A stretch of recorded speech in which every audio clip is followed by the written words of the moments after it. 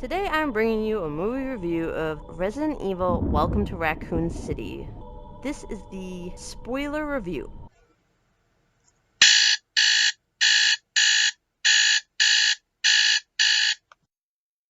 I am not a professional critic or a film expert. The following is my opinion. I do recommend to watch the spoiler-free review first and view this video as a part 2. Because I won't be reiterating everything from the first part, but in general, I think you will get the gist of it even if you only watch this part. Resident Evil is a video game series with over a dozen games to its name, and this movie is another attempt to bring the video game series to movie format. I saw this movie with a friend. Somewhere near the end of the film, my friend leaned over and said, "There were choices made. I don't like them." This basically sums up my opinion of this latest attempt to adapt the Resident Evil series to movie form. I have loved the Resident Evil games for 2 decades, the good and the bad. I stick it out to see what is next.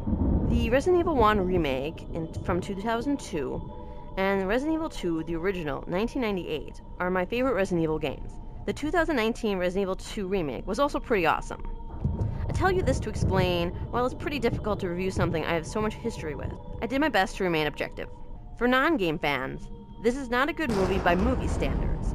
The plot is sometimes confusing, we don't get to know the characters so we don't care what happens to them, aside from perhaps the generic, "You're a person, don't die." Set pieces are gorgeous, but too brief a time is spent with them. Music score is hit or miss, practical and computer-generated effects are also hit or miss. You will get good acting, costumes, setting, and some terrifying moments. This movie combines the first and second Resident Evil games, and this is the ultimate mistake. The two very different events are mushed together poorly. Game fans, characters share names with game characters, but often the appearance is far off and personality is wrong. It's just wrong.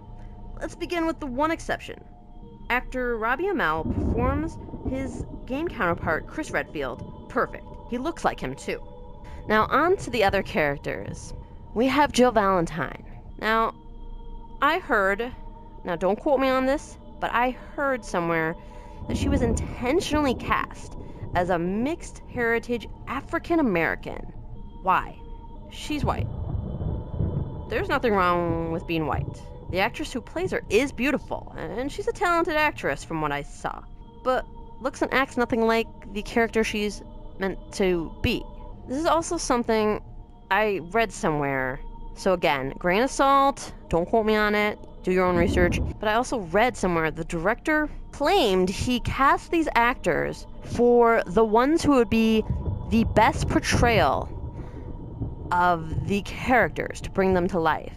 Now, either he does not know these characters well at all, or he was being less than truthful. Because aside from the character of Chris Redfield, no one is anything like the video game characters. So if it's true he said this, I'm not sure why he chose to mislead people. But yes, it's not true, and honestly, it's a little uncomfortable to imagine. Let's face it, people talk about whitewashing, but this is color washing. You're intentionally changing the race of a known character. I think whatever ethnicity or race or whatever the character originally was should be maintained. There's no reason to change it unless you're trying to get a pat on the back, I feel like, for being like, hey, look, see, I care about other races, which is racist. My main point here is, if she looked like this and still acted like Jill, I would shrug it off. I'd be like, I don't really like that they changed it, but that's Jill. However, it's not Jill. It's problematic. Albert Wesker looks decently close enough to play the character, but he acts like a bro, so to speak. A bro, like a college guy, or just a casual colleague guy. His history is erased in this movie, making him someone working for some unknown company who is claiming to want to expose Umbrella's secrets. This makes the later resurrection of his utter nonsense. And on top of that, the sunglasses reveal had me giggling. It was so stupid. Richard Aiken. He's decent enough. Doesn't do much, isn't in it much. He's fine. Brad Vickers. Same. Ditto. Decent enough. He's in it. Barry Burton. Does not appear He is not in this movie. Rebecca Chambers and the rest of Bravo team does not appear. They are not in this movie. STARS Special Tactics and Rescue Service. Unless I misunderstood something, it seems like now the STARS Alpha team is just cops. They're just RPD. So I'm unclear on that. Leon S. Kennedy. Well, getting back to it, he's not white. They changed him. But even when I saw a trailer where he's got this, he's not clean cut like a rookie cop would be, I still was like, okay, if he acts like Leon, I will let this go. It's fine. If he's Leon, they make Leon dumb as a bag of rocks in this. He's barely competent, which is basically the antithesis of his character from the games. So, Game Leon had dumb jokes. He was dumb around a pretty woman named Ada Wong, but otherwise he was quick on his feet. He was meant to be like very talented and up and coming type dude. It makes no sense here. They just make him borderline incompetent, and it's basically astonishing he survives the movie. Speaking of Ada Wong, she barely appears. Nothing more needs to be said. Claire Redfield. Claire's character has to carry the bulk of a plotline in which her and Chris's parents are killed off years earlier. Sorry, parents, you get fewer years in this one. And Chris and Claire now grew up in a Raccoon City orphanage instead. Yup. Game people, if you know it, it's that orphanage. Yeah. Yikes. It's a pointless, lame change and serves no real purpose. I did my best to go with it to see if it would have a reason, but it really doesn't. William Birkin. Apparently he raised the Redfield orphans, sort of. His character is played by a talented actor, and he's decent enough. Like I said, the acting in this is not the problem. But it's the problem that they decided to use the characters from the game and then not make them be the characters. That is questionable. I have to question the writing and the director on this one. Like I said, he's good until his transformation. If you play the games, you know that he infects himself with the G virus to save his life.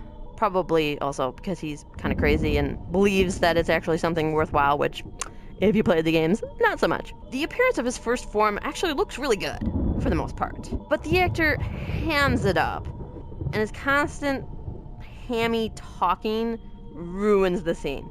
His second transformation is actually the third form of Birkin G-Virus infected, and the face on it is laughably bad. I have no idea how that made it to a final product. It's terrible. Annette Birkin exists.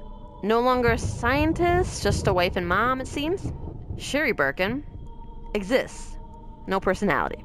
Chief Irons exists.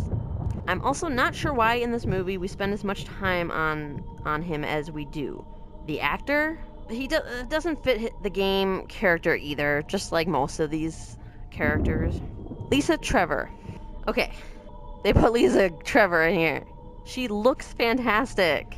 So disappointed. She is somehow outside of the mansion property, apparently on a regular basis, and throws down with a liquor. Not even joking. She throws down with a liquor, which is obvious CG, by the way, the liquor. But, in my opinion, it looks cool anyway. The zombies. There are a few good ones, and a lot of really terrible ones.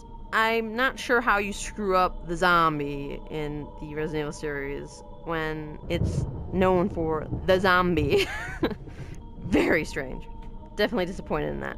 Every time I saw a bad one, it just took me out, because they didn't look like zombies, they just looked weird. The zombie dog. Excellent.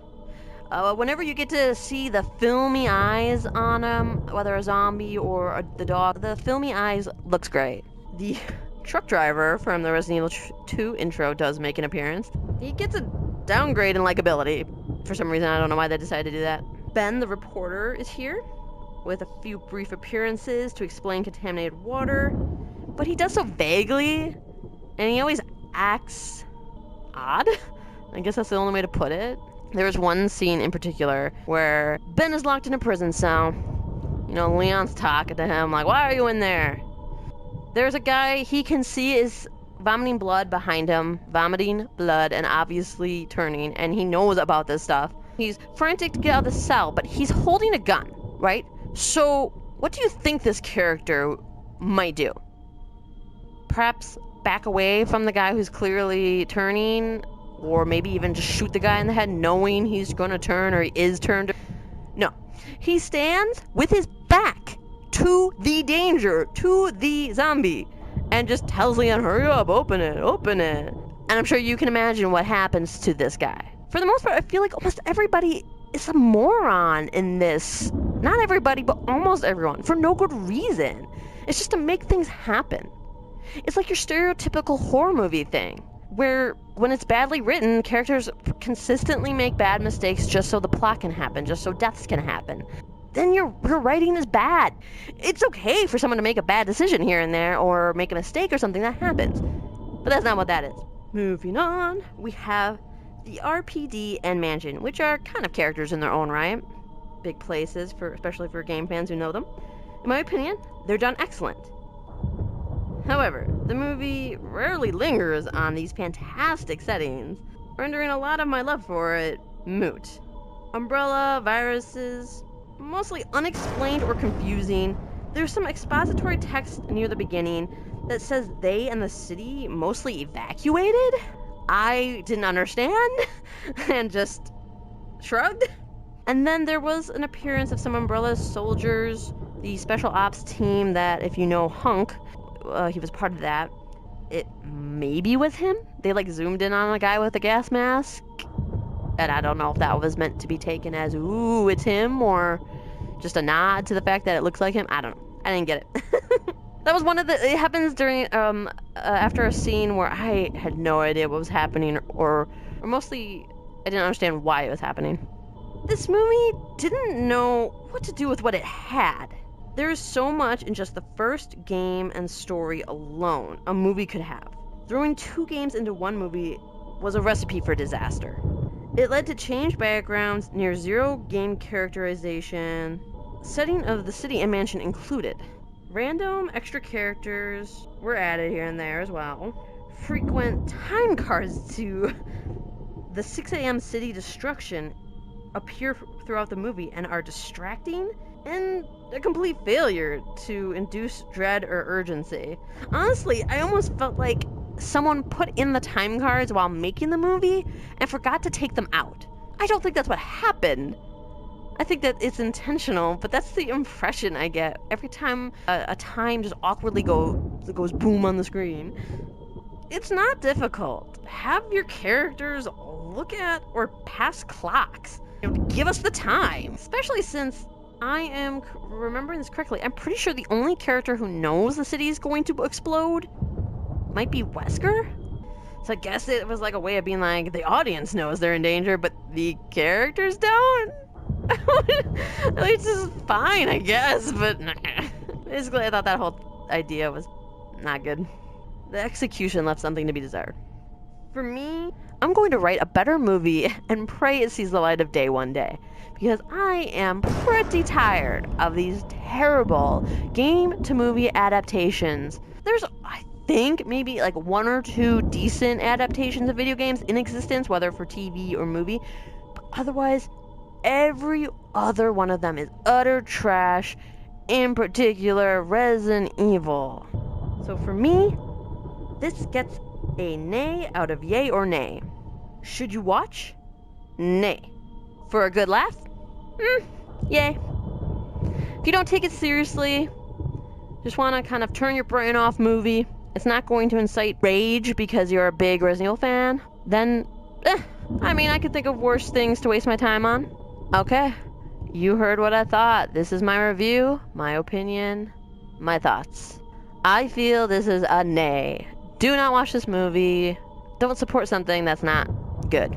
But at the same time, I always like to encourage people to watch something they think they can get any sort of entertainment out of. Thank you for watching. Like and subscribe. Bye.